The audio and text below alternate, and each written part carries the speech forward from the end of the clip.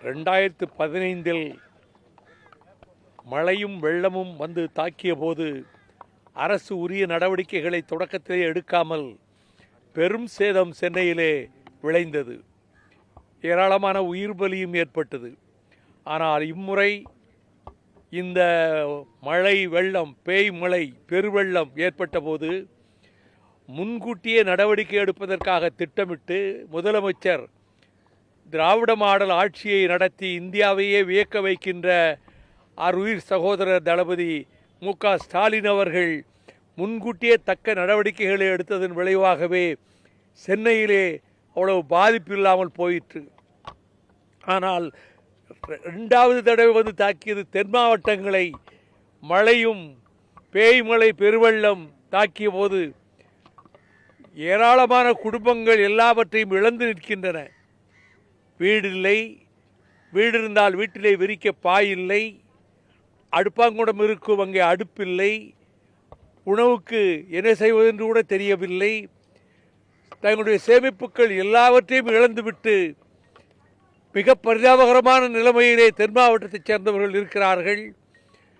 அதை சரி செய்வதற்காக மாநில அரசுக்கு உள்ள சக்தியெல்லாம் பயன்படுத்தி மத்திய அரசு கேட்ட நிதியை கொடுக்கவில்லை.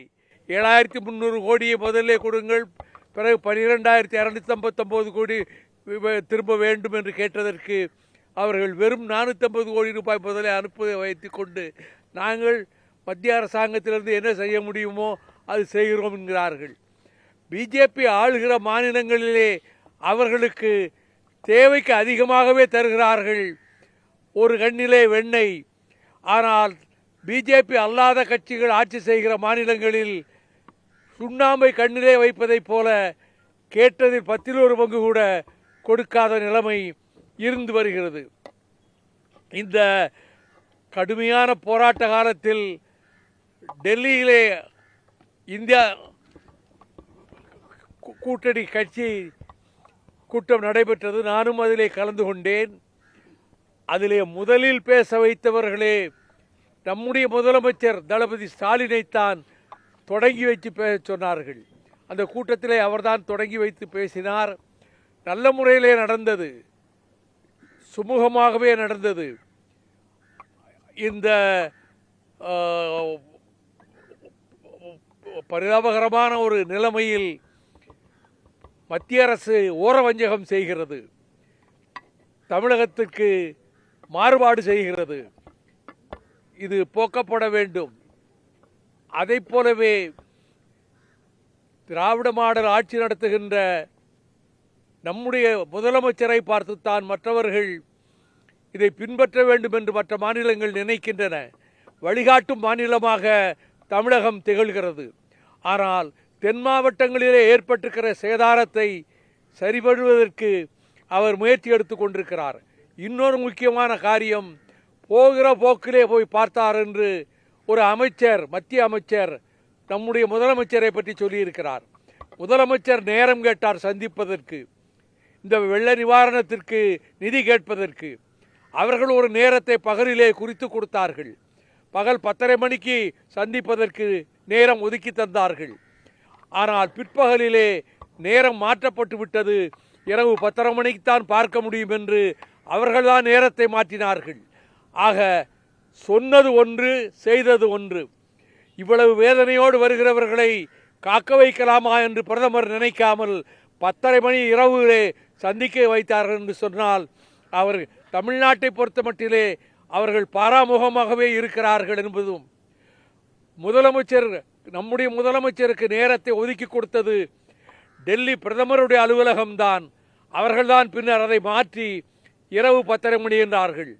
அவரை காத்திருந்து பார்த்துவிட்டு, கொடுக்க வேண்டிய மனுக்களை கொடுத்துவிட்டு, கேட்க வேண்டியவற்றை கேட்டுவிட்டு பிறகு மறுநாள் திரும்பி வந்தார்.